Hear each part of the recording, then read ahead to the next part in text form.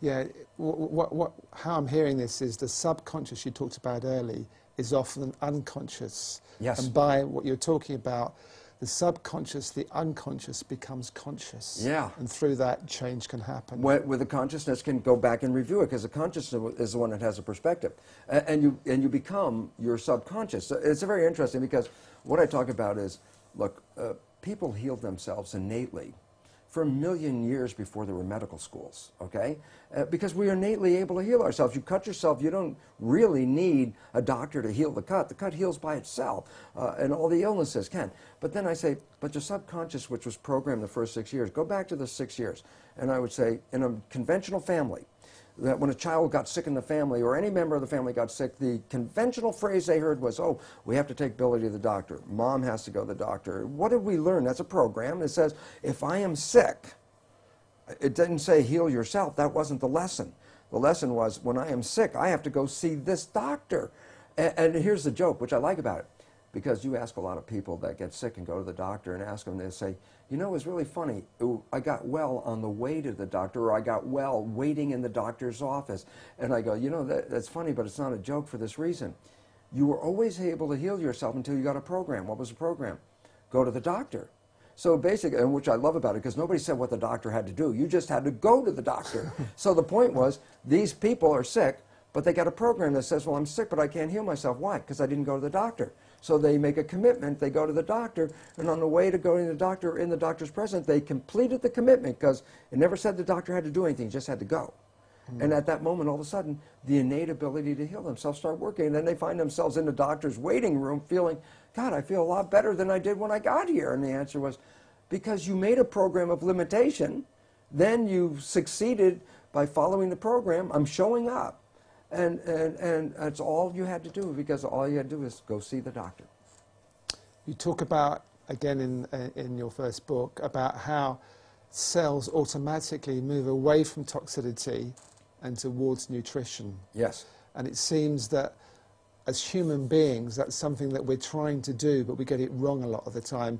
We're trying to move away from unhappiness, or what we think makes us unhappy, and towards what we think makes us happy, but we get it muddled up, don't we? Well, yeah, but you see, the key word you said is what we think makes us happy. That's right. So, I mean, I was caught in that in the old days, too. Before I became aware, I thought at one point, wow, I'm going to buy that little, you know, that car. I bought a car that looked like a Ferrari called the Pantera back in the 70s. And I thought, okay, I'm going to be happy. I got this great car. So I got the car, and about like 3 days later, it's like, now I got this car. I'm not any happier. And as a matter of fact, I got now 3 speeding tickets, because every day I took the car out. Of course, I couldn't go 30 miles an hour with it. So every day, it was like the car became a burden to me. And it was all of a sudden, so, well, you know, that whole program that Ferrari is going to make you happy, that was a misprogram. It wasn't the car that makes you happy. And I started to find out it wasn't the material things that make you happy. What makes you happy? Love makes you happy. Good food will make you happy. Harmony in your environment makes you happy. These things are, harmony in environment, where's the price tag on that one, you know? Basically, having a relationship with somebody that supports you and fulfills you, where's the price tag?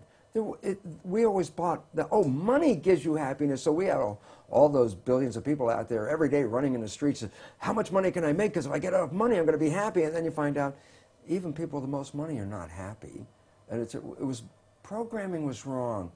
If we were programmed to seek out companionship and community and love, that's where you make us happy. Change the whole game. But it's almost as if we have to go through a process of finding certain things don't work to find out what does work for us. Well, that's true, but then the question is this: how many people go through the process, find it doesn't work, and then repeat the process and it doesn't work again? It's like, oh yeah, I've been married 4 times, somebody was saying. It's like, God, they repeated the same error already 3 times with the ideas. Do you think by the 4th time maybe you could learn that whatever pattern you played 3 times in a row will probably play itself again until you change, not your partner? You keep bringing in the same partner with different colored hair and a different name, but you brought that person in and you play the same game over again. The question is, can you learn? The answer is you can, but do many people learn? The answer is no, because they keep thinking that it's just my fate. You know, that's just the way life is. But their subconscious still remains unconscious. That's the problem. The key, until you change the subconscious program, the subconscious is a habitual mind. It's a habit. Yeah. Until you change the habit, you will replay the habit. That's why it's called a habit. So you keep replaying the same program. It's not, you keep, it's like a definition of insanity is the idea of keep doing the same thing and expect something different to happen. The fact is, no, that's insane. Why? You keep doing the same thing, you're going to get the same thing. And if the habit mind is giving us a story, then the answer says, well, how do I change it? And the answer is change the subconscious mind, because that's where the habits are that we got from other people. Again, this is most important. The fundamental habits in subconscious mind came from other people, and that's why they rarely match what you want in your conscious mind, which is you, and you create those programs, and yet the fundamental programs of subconscious were downloaded during that first 6 years of our development. At the beginning of the book, you have a dedication which I really like, which I wrote out. You dedicate it to Gaia, the mother of us all. May she forgive us our trespass. And I think there's a lot of wisdom in that quote. Well, when I finally started to realize a very simple truth, and it was like an old spiritual word, but I now understand the biological connotation of it, that we were made in the image of the environment. And that, so we are complements to the environment.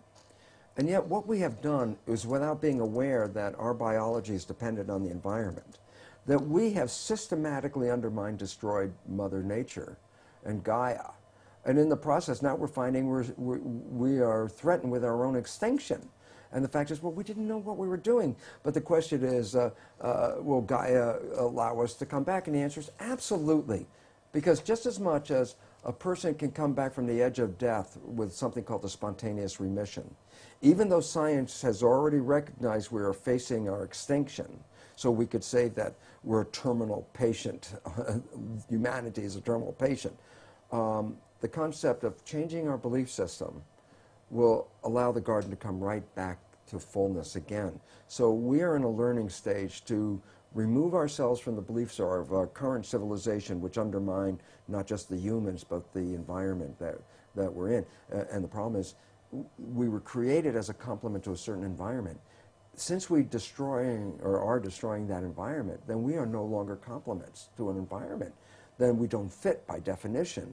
And that is why scientists recognize we are facing our extinction. So I like to apologize to nature, saying, geez, I'm really sorry, we didn't get it, but we're learning. And more people, especially the younger people, very importantly, are recognizing you cannot destroy this environment and survive. And that we must pull together and honor Gaia, the mother of us all. Because by returning our love back to Gaia, Gaia will give us back the love and the life that we can have on this planet. Absolutely.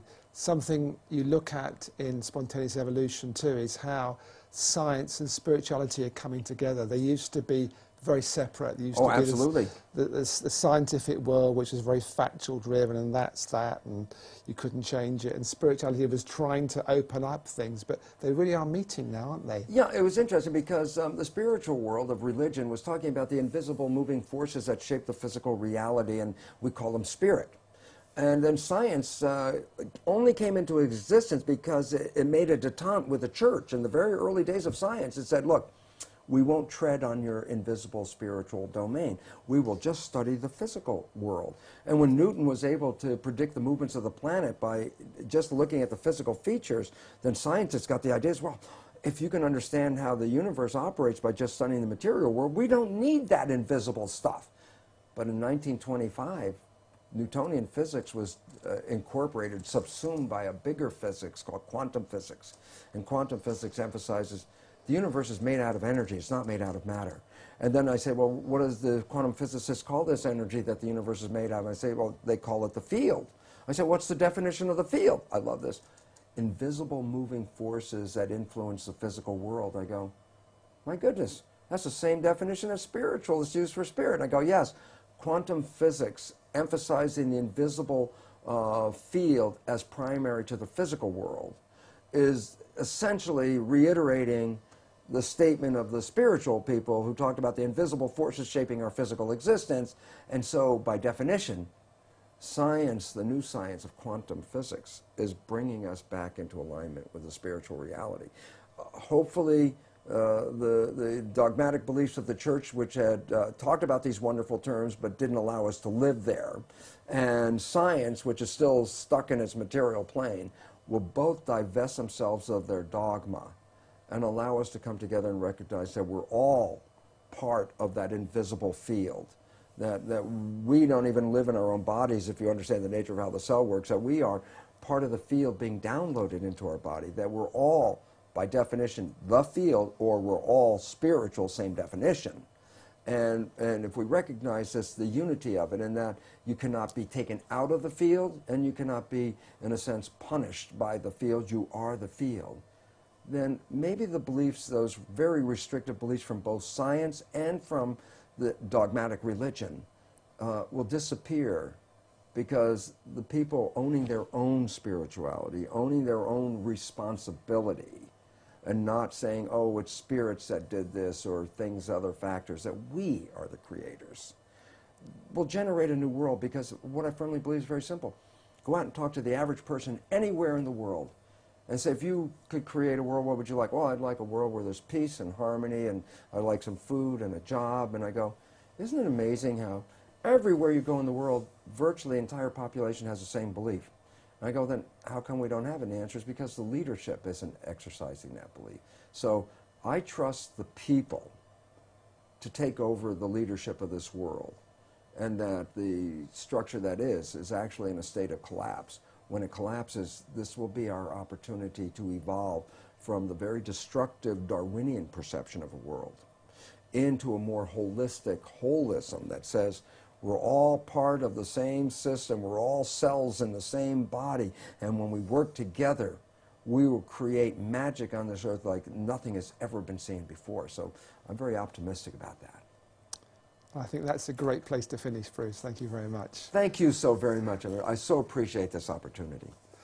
And I just want to do a little plug here for Bruce's 2 books, Belief of Biology, Biology of Belief rather, and Spontaneous Evolution, which I had as a talking book, which I really enjoy listening to in the car. So thank you, Bruce Lipton, and thank you for watching Conscious TV. Hope we see you again soon. Goodbye.